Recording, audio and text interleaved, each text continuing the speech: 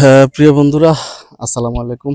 এই মুহূর্তে আমি আছি ফেনী জেলার সোনাগাজী উপজেলার ১ নং চর মজলিশপুর ৯ নং ওয়ার্ড তালতলি গার্ডের বাজারের পাশে।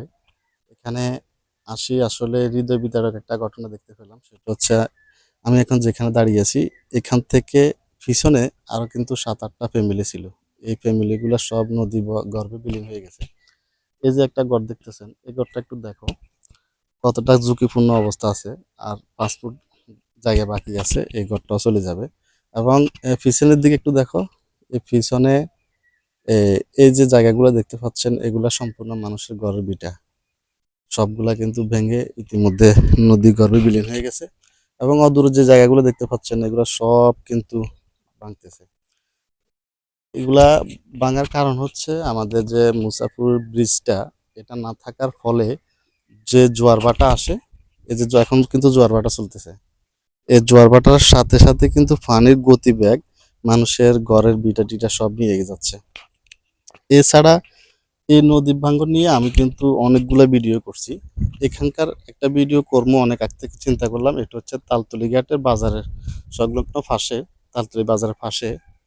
এই আমাদের সেদিক থেকে এদিকের অবস্থা আরো কিন্তু অনেকটা ঝুঁকিপূর্ণ। এখানে অনেকে আসলে আসতে চায়ও না, কারণ নদী পার হয়ে এদিকে আসাটা অনেকটাই মানুষের কাছে সমস্যা মনে হয়, জন্য আসে না। আমি আজকে অনেক কষ্ট করে অনেক দূর থেকে এখানে আসছি শুধু একটা আপনাদেরকে দেখানোর জন্য। ইতিমধ্যে স্থানীয় সরকার মন্ত্রণালয় থেকে অনেকে এখানে আসছে, তারা দেখছে, ভিডিও করছে, কিন্তু ফলাফল কোনো কিছু হচ্ছে না। এগুলা ভাঙা রোধ করতে গেলে ফলাফল একটাই, আমাদের মুসাফুর ক্লোজার ব্রিজটা নির্মাণ করা। কিন্তু দুঃখের বিষয় হচ্ছে এটা, ওই ব্রিজটা এখন পর্যন্ত কোনো বাজেটেই হয়নি, সংসদে এটা নিয়ে কোনো কথাই হয় নাই। কিন্তু জুই মন্ত্রী ওইটা দেখে আসছে। আমরা যেরকম দেখে আসি, তারাও এখানে যাই দেখে আসছে, কিন্তু দেখে আসে তো লাভ নেই। ওইটা বাজেট করতে হবে, কাজ ধরতে হবে, কাজ ধরতে গেলেও কিন্তু ২-৩ বছর সময় লাগবে। এই ২-৩ বছরে এমনিতে ক্ষয়ক্ষতি হচ্ছে, তখন এই ২-৩ বছর পর তো এই আশেপাশে যে ঘর বাড়ি বা জায়গা সম্পত্তি দেখছেন এগুলার কোনো কিছু অস্তিত্ব হবে না, থাকবে না। এগুলা সব কিন্তু নদী হয়ে যাবে। যেভাবে ভাঙা শুরু হয়েছে, আমি এই যে এখানে একটু দেখো দেখো, এখানে মানুষের কয়েকটা ঘরবাড়ি কিন্তু এখানে ছিল, অনেকগুলা ঘরবাড়ি ছিল, এবং মানুষের গুরুত্বপূর্ণ কিছু সম্বল ছিল জায়গাটুকু, এগুলা সব চলে যাচ্ছে।